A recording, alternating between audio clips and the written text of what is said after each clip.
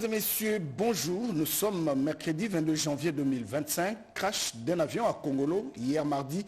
Pas de pertes en vie humaine. Le président de la République, Félix-Antoine Tshisekedi Tshilombo, est à Davos, en Suisse, à la 55e édition du Forum économique. Le détail que vous allez suivre tout à l'heure dans ce journal.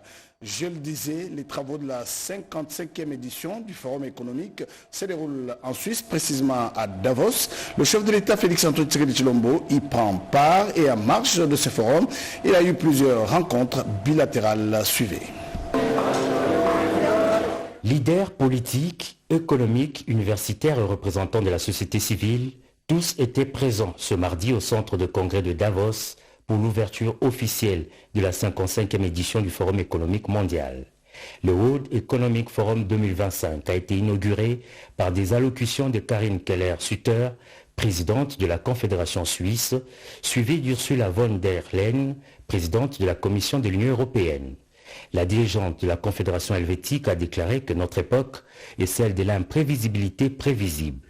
Elle a en outre mis en garde l'assistance contre la concentration des richesses et des ressources entre les mains d'une petite élite, ce qui peut avoir des conséquences néfastes sur la paix sociale dans le monde. Pour sa part, la chef de file de la Commission européenne a affiché sa volonté de promouvoir le multilatéralisme pour résoudre les crises auxquelles notre monde fait face. Comme annoncé, les questions principales mises au cœur de ces forums étaient: comment le monde doit-il réagir face à l'intelligence artificielle, la protection du climat, la crise géopolitique ou la cybercriminalité?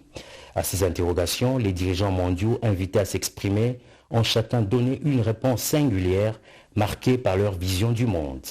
L'intervention du chef de l'État congolais annoncée pour ce mercredi est très attendue. Le Félix-Antoine Tshisekedi Tshilombo va annoncer le lancement d'un vaste projet structurant pour lutter contre le changement climatique, préserver la biodiversité et pour stimuler les développements économiques.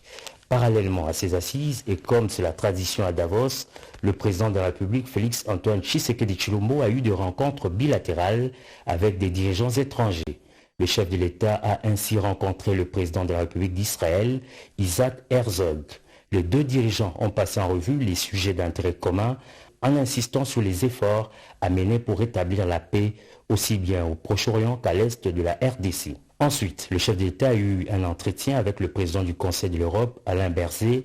Les deux dirigeants ont évoqué l'approfondissement de la coopération entre le Conseil de l'Europe et la RDC. Enfin, l'ultime rencontre bilatérale du jour était réservée au président sud-africain Cyril Ramaphosa, un allié de poids de la RDC, notamment dans la résolution de la crise dans l'Est, puisque des soldats d'Afrique du Sud font partie du contingent de la SADC, présent à RDC en appui au FARDC, dont le rôle est essentiel dans la stabilisation du pays. Les deux chefs d'État ont eu un entretien d'1 heure. Ce mercredi 22 janvier, ce sera un jour important pour la République démocratique du Congo à Davos, puisque notre pays organise une session privée sur le bassin du Congo consacrée à la valorisation des richesses de notre patrimoine naturel mis au service de la lutte contre le changement climatique. Et puis je le disais dans les titres, ce crash d'un avion qui a terminé sa course à la fin de la piste à Kongolo. Oscar Mbal nous signale qu'il n'y a pas de perte en vie humaine.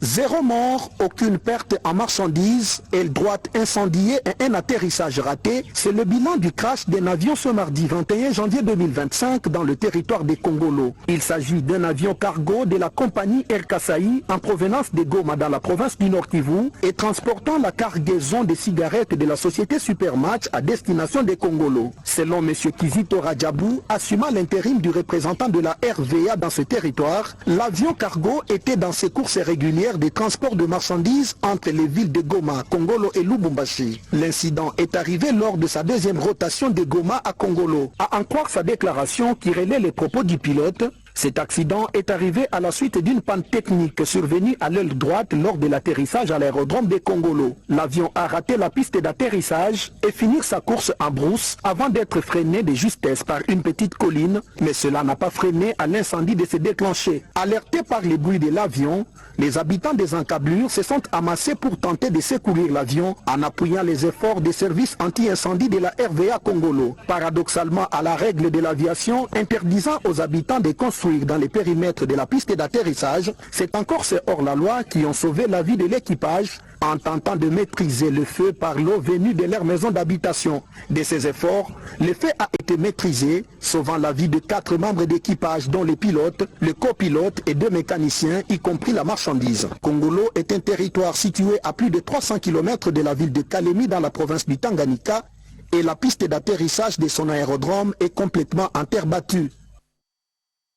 Et puis la guerre dans le Massissi fait de victimes parmi la population. Le Rwanda, avec ses supplétifs, dont 23 ont bombardé un hôpital faisant des dégâts matériels graves.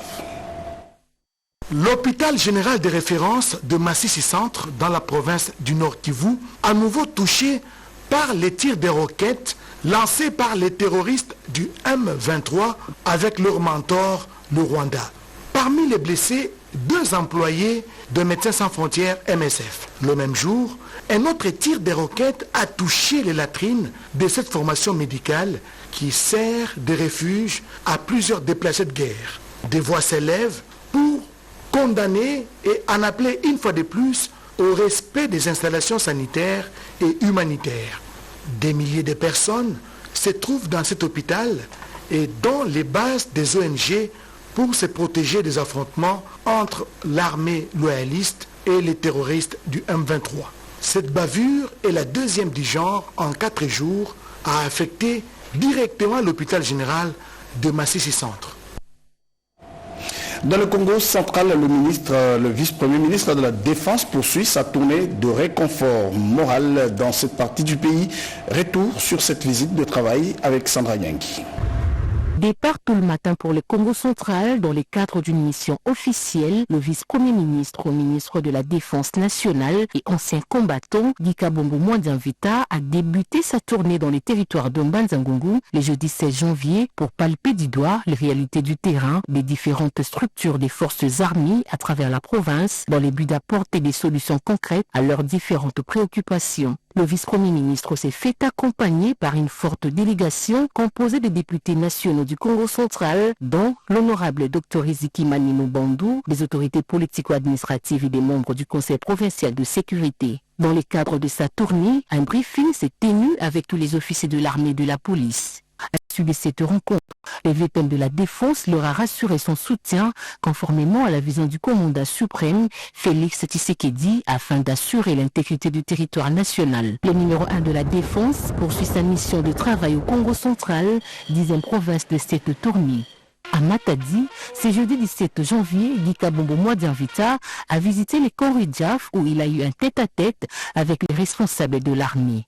Présente dans la délégation, l'élu de Matadi, Dr Riziki Manino Bandou, a été chaleureusement accueilli par la foule au camp Ridjaf. Aujourd'hui, c'est les grands événements parce que revoir maman Riziki Manino encore ici, ça donne de la joie et pas seulement à nous qui sommes des Irétons, mais vous avez constaté qu'il y a plein de gens, de mamans venus de partout pour démontrer, à prouver que ce sont eux qui l'ont voté. A noter que le VPN de la Défense se rendra aussi à Quito Naïbanana pour clôturer sa tournée au Congo central. Et puis, en dehors de nos frontières, nous allons nous rendre au Vietnam. Le président de l'Assemblée nationale, Vital Kamerhe, participe aux travaux de l'Assemblée parlementaire de la francophonie, nous dit notre envoyé spécial Anim Balaka. Le président de l'Assemblée nationale de la République démocratique du Congo, le professeur Vital Kamerhe, est arrivé le mardi 21 janvier 2025 dans la ville de Quinto au Vietnam, à la tête d'une forte délégation composée essentiellement des parlementaires congolais, dont les rapporteurs Jacques Choli, le speaker de la Chambre basse du Parlement, va participer le mercredi 22 janvier 2025 à la réunion du bureau de l'Assemblée parlementaire de la francophonie. Cette réunion intervient après la conférence parlementaire sur la coopération francophone en matière matière d'agriculture durable, de sécurité alimentaire et de riposte au changement climatique, tenu le même mardi, toujours à Quinto. Il s'agit d'un cadre d'échange et de partage d'expériences entre les parlementaires et les experts des pays francophones sur des actions à mener pour promouvoir une agriculture respectueuse de l'environnement et renforcer l'adaptation au changement climatique tout en assurant la sécurité alimentaire. Cette conférence vise également à renforcer la coopération entre divers acteurs, incluant les États, les organisations internationales comme l'Organisation internationale de la francophonie, les bailleurs des fonds, les institutions financières et les secteurs privés. Dans son discours d'ouverture, le président de l'Assemblée parlementaire de la francophonie, Hilarion Etang, a souligné le rôle capital des parlements dans la réponse aux défis globaux, tout en favorisant une coopération entre les parlements pour transformer les engagements en actions concrètes. Ainsi, la réunion du bureau de l'Assemblée parlementaire de la francophonie devra donc s'épancher notamment sur les recommandations contenues dans la déclaration des Quinto, adoptée le mardi sur la coopération francophone en matière d'agriculture durable, de sécurité alimentaire et de riposte au changement climatique. La participation de la RDC à cette rencontre se justifie notamment par son rôle crucial en tant que pays solution face aux défis du changement climatique, de l'agriculture durable et de la sécurité alimentaire. Les pays possèdent l'une des plus grandes forêts tropicales du monde qui joue un rôle capital dans la régulation du climat. Avec une population en croissance estimée actuellement à plus de 100 millions d'habitants, la RDC veut diversifier son économie conformément aux engagements pris par le président de la République, Félix Antoine Tshisekedi Tshilombo. Elle accorde à cet effet une priorité aux investissements dans l'agriculture durable pour non seulement nourrir sa population, mais aussi créer des emplois et développer l'économie nationale. Et si, ici au pays, la chef du gouvernement veut remettre de l'ordre dans le dossier SMIG autour de délégués de l'intersyndicale, elle donne des orientations claires suivant les réactions des uns et des autres après cette réunion. Et nous nous sommes entendus, les employeurs et nous, tous sont d'accord que les 14 500 sont des acquis que personne ne remet en cause.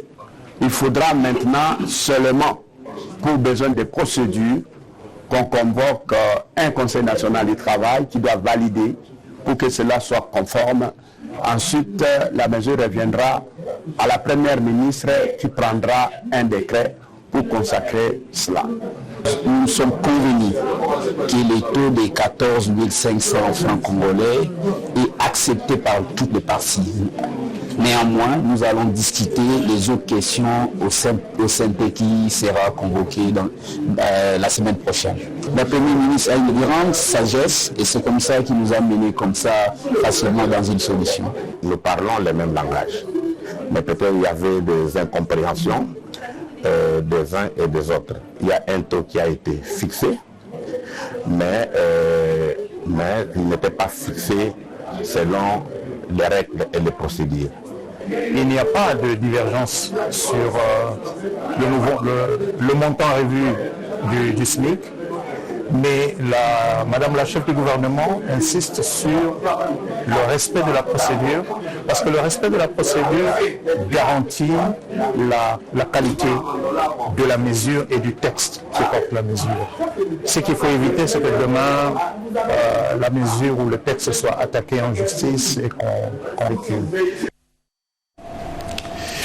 Et puis, l'accord cadre d'Addis Abeba doit être réévalué 12 ans après sa mise en œuvre pour non-respect des engagements par certains pays membres, notamment le Rwanda. Alphonse Tumbalwaba, coordonnateur du mécanisme de suivi de l'accord cadre d'Addis Abeba, en a fait part aux partenaires.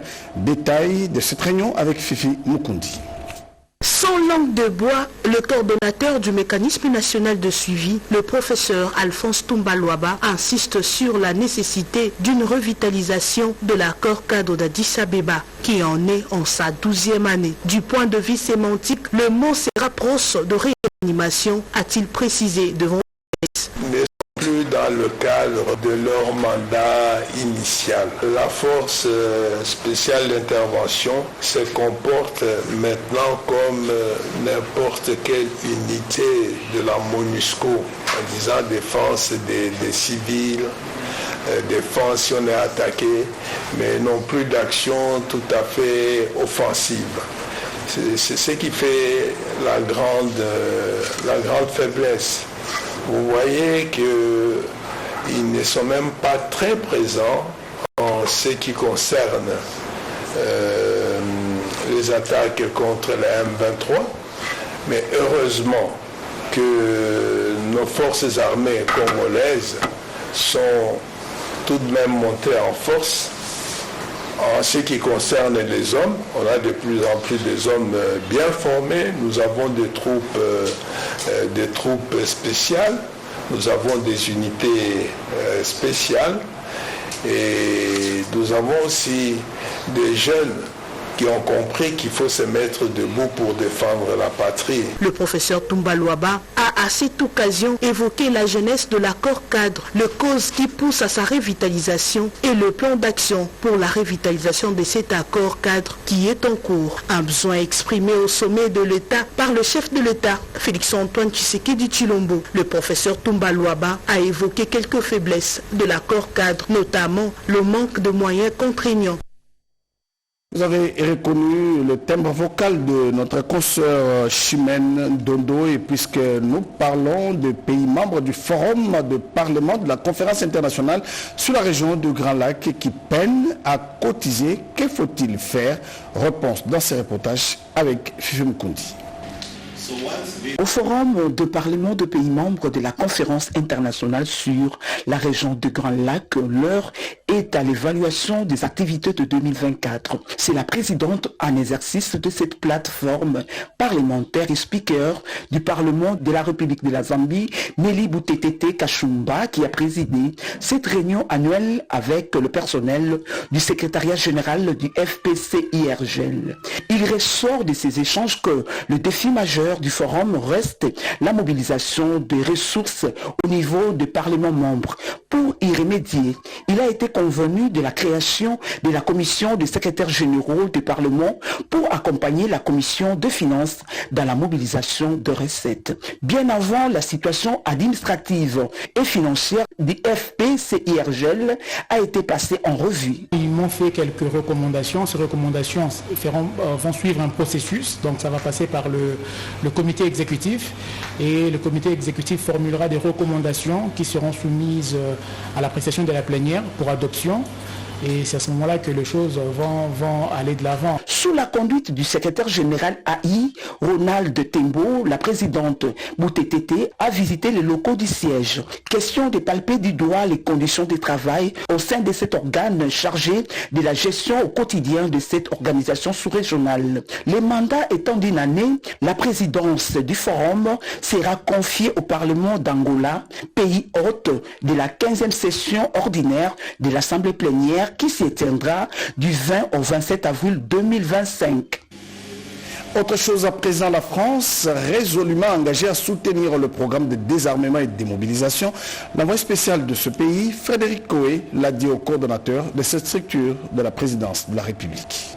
Le programme de désarmement, démobilisation, relèvement communautaire et stabilisation PDDRCS a besoin de partenaires pour sa mise en œuvre effective, a martelé le coordonnateur national du PDDRCS, Jean de Dieu Désiré Ntangatita, au cours d'un échange sur les points de vue des programmes avec l'envoyé spécial du Grand Lac pour la France, Emmanuel Coët. Il était temps pour le patron du PDDRCS de clarifier avec les partenaires sur les activités programmatiques pour appuyer les programmes. Nous avons eu cette rencontre qui a permis d'échanger sur les mandats des uns et des autres, mais aussi de dégager les aspects sur lesquels nous pouvons envisager de collaborer ultérieurement. Récemment, lors de son discours d'échange de vœux au corps diplomatique accrédité dans notre pays, il a également partagé sa vision sur les PDDRCS et a continué à inviter nos amis et nos partenaires à appuyer ce programme. Donc c'est dans ce cadre que nous avons également saisi cette opportunité pour lancer l'appel, inviter tous ceux qui sont intéressés à nous appuyer à ne pas hésiter à venir. Meilleur programme de DDR communautaire qui puisse exister, nous allons donc faire de merveilles durant notre mandat, surtout avec l'appui des partenaires. Merci à Peggy Mukunda et mot de la politique à l'initiative du secrétaire permanent de l'Union sacrée de la nation, le professeur André Mbata Betoukoumé Soumango. Un culte d'action de grâce a été organisé pour commémorer l'an 1 de la prestation de serment du président de la République pour son deuxième mandat suivant. Le premier anniversaire de la prestation de serment du président de la République pour son deuxième mandat a offert une opportunité à Julien Paloukou, autorité morale de Bloc 50, regroupement membre de l'Union sacrée de la nation, de réfléchir avec le secrétaire permanent, le professeur André Mbata, sur les progrès réalisés dans une année et les défis à relever. Pour son premier déplacement au siège du secrétariat permanent de l'Union sacrée, Julien Paloukou, ministre du Commerce extérieur et autorité morale de l'Alliance Bloc 50, a clairement apporté son soutien à la révision constitutionnelle et à la montée en puissance des forces armées engagées au front pour la défense de la patrie.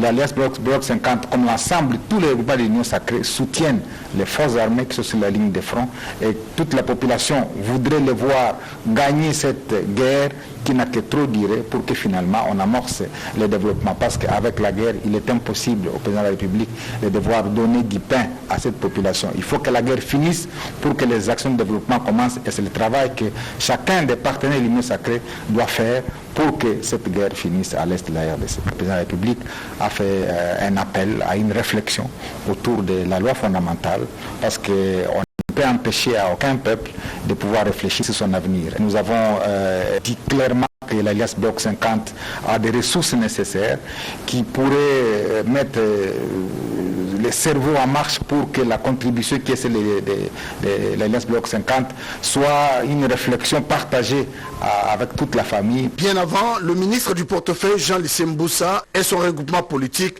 ont apporté leur soutien à la démarche du président de la République pour la réélecture de la loi fondamentale.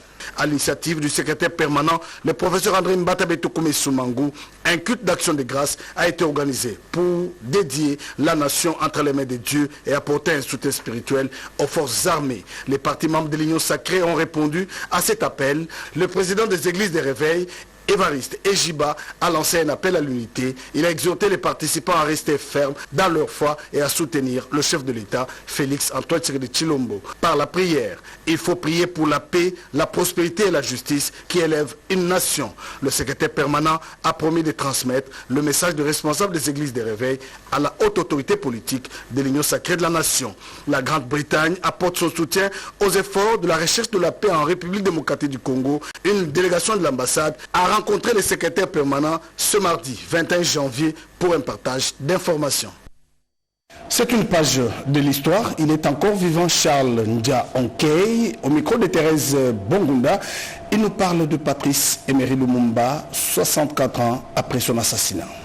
Lorsque Lumumba était ici à Kinshasa, nous suivons toujours par la radio, il était à résidence surveillée. Son gouvernement, ses membres et ses partisans ont décidé de faire fuir Lumumba pour Kisangani et installer son gouvernement là-bas. Les autorités provinciales de Lyon-Paul nous ont envoyé des messages, des fax, que Lumumba va quitter Kinshasa et va traverser votre territoire pour aller à Kisangani. Et le territoire où Lumumba aura des problèmes, c'est d'Alibataire, aura aussi des problèmes pour le docteur.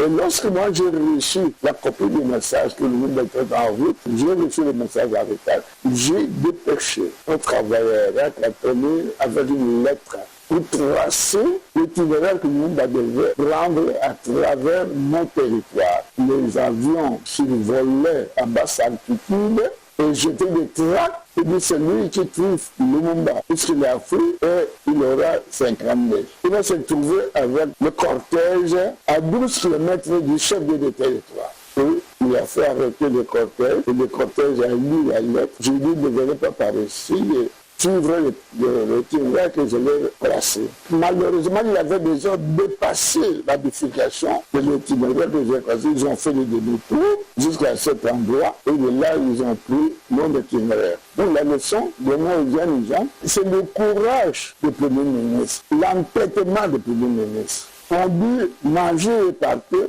dit, je dois manger. On dit, faites le métier par terre, je donne la vie, je dois faire le métier, je dois manger. Il faisait à son âge comme s'il était l'homme libre, alors qu'il était enfant.